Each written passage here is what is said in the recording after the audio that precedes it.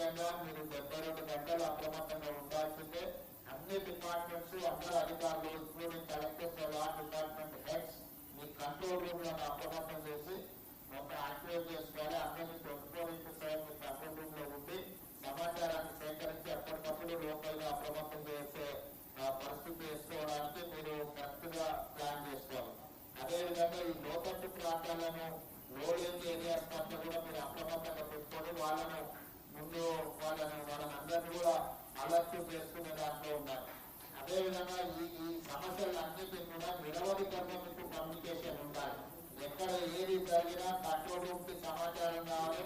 అదేవిధంగా control room నుంచి మళ్ళీ అక్కడ సంబంధిత కలెక్టర్లు కానీ సంబంధిత శాఖలకు ఎక్కడెక్కడ ఏ డిపార్ట్మెంట్ తోని సమాచారాన్ని పంచుకోవాలి, ఏ డిపార్ట్మెంట్ మనం అప్రమత్తం చేయాలో కంప్లీట్ గా నిరవధికంగా 24/7 కమ్యూనికేషన్ ఉండాలి. కమ్యూనికేషన్ ఉంటే మనం ముందస్తుగానే జరగాల్సిన సమస్యని కొంత మనము అడ్రస్ చేయడానికి ఉంటుంది. ఎక్కడైనా లోతట్టు ప్రాంతాలు ఉండి ఇలాంటి సమస్య వస్తుందంటే ఆ కుటుంబాలను తక్షణమే సేఫ్ జోన్ కి తరలించాలి. అదేవిధంగా రిలీఫ్ క్యాంపులను కూడా నిర్వహించి వాళ్ళకి కావాల్సిన ఫుడ్ కానీ మెడిసిన్స్ కానీ ఏదైనా సమస్యలు వచ్చినా కూడా ఇమ్మీడియట్ గా వాళ్ళని ఇచ్చేయాలి. ఎక్కడ కూడా ప్రాణ నష్టం జరగడానికి లేకపోతే పశు సంపద నష్టం జరగడానికి అవకాశం లేకుండా అప్రమత్తం ఉంచాలి. ఎక్కడ కూడా ప్రాణ నష్టం జరగడానికి వీల్లేదు.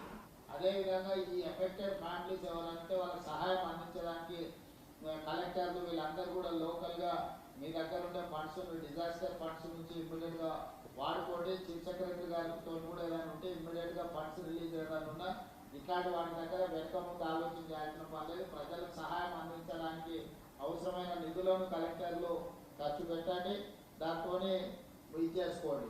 అదేవిధంగా ఎనర్జీ డిపార్ట్మెంట్ కు ఈ తరగాలు కానీ వర్షాలు వచ్చినప్పుడు కరెంటు డిస్కనెక్ట్ అయ్యి పోలు పడిపోవడం ట్రాన్స్ఫార్మర్లు కాలిపోవడం జరుగుతుంది.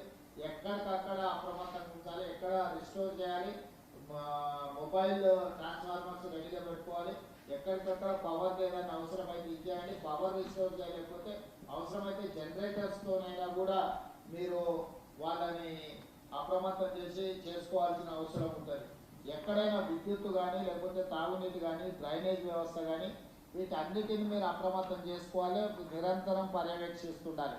ఒక డిపార్ట్మెంట్ నాకు తెలుసు, ఒక డిపార్ట్మెంట్ తెలియదని కానీ ఫైర్ డిపార్ట్మెంట్ కానీ నేషనల్ డిజాస్టర్ డిపార్ట్మెంట్ కానీ లేకపోతే స్టేట్ డిజాస్టర్, ఇప్పుడు మనం సొంతంగా స్టేట్ డిజాస్టర్ మేనేజ్మెంట్ కూడా మొత్తం అంతా ట్రైనింగ్ ఇచ్చి ఆల్మోస్ట్ 1000 ఫోర్స్ మనం ట్రైనింగ్ ఇస్తున్నాం. దాదాపుగా 2000 మంది అందుబాటులో ఉన్నారు. ఏ ఏరియాలలో ఏ జిల్లాలలో అత్యధికంగా వర్షం పడే అవకాశం ఉందో ఆ ఏరియాలను పూర్తిగా మీరు